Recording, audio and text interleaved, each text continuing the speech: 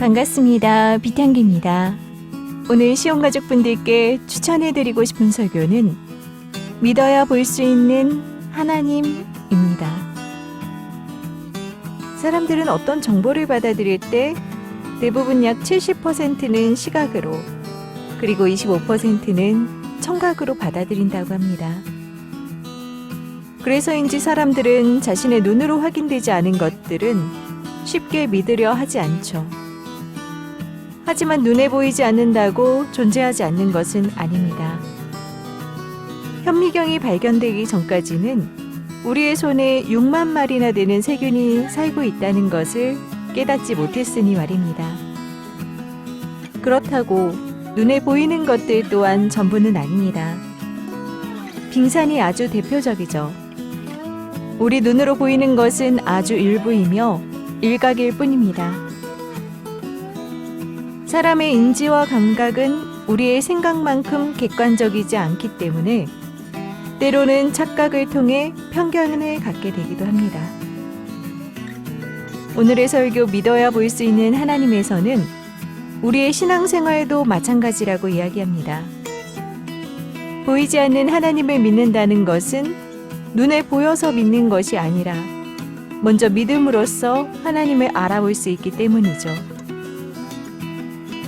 하나님께서는 2000년 전 우리의 눈으로 볼 수 있는 사람으로 이 땅에 오셨습니다.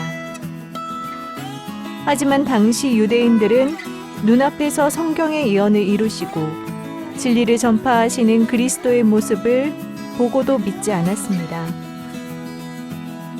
믿음이 없던 그들은 결국 어찌 사람이 하나님이라 하는가라며 그들의 구원자를 자칭 하나님이라는 오명을 씌워 십자가에 매달고 말았습니다. 예수님의 제자들 가운데에도 그런 자가 있었습니다. 바로 가룟 유다이죠. 누구보다 예수님 가까이에서 예수님께 직접 가르침을 받았음에도 단돈은전 30냥에 예수님을 팔 수 있었던 건 역시 믿음이 없어 하나님을 알아볼 수 없었기 때문입니다. 오병이어의 기적 후 줄임배만 물리고 물러간 사람들과 다를 바가 없었죠. 그러나 믿음을 가진 이들은 달랐습니다. 사도 베드로는 주는 하나님의 거룩하신 자신 줄 알았다라며 믿음으로 하나님을 알아보았죠. 사도 바울 역시 그러합니다.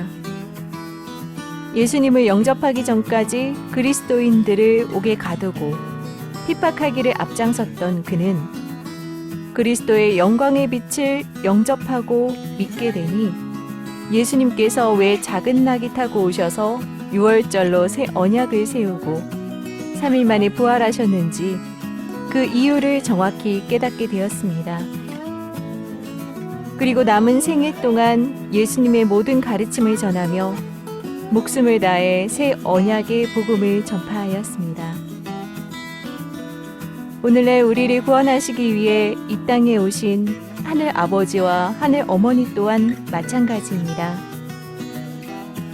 믿음 없이 바라볼 때에는 그저 사람으로 보일지라도 믿음을 갖고 바라본다면 성경의 모든 예언을 이루신 구원자이심을 깨닫게 될 수 있습니다. 하나님을 제대로 알고 싶으신가요? 그렇다면 오늘의 설교 믿어야 볼 수 있는 하나님을 통해 믿음의 영안을 열어보시기를 바라겠습니다. 이탄기였습니다. 복 많이 받으세요.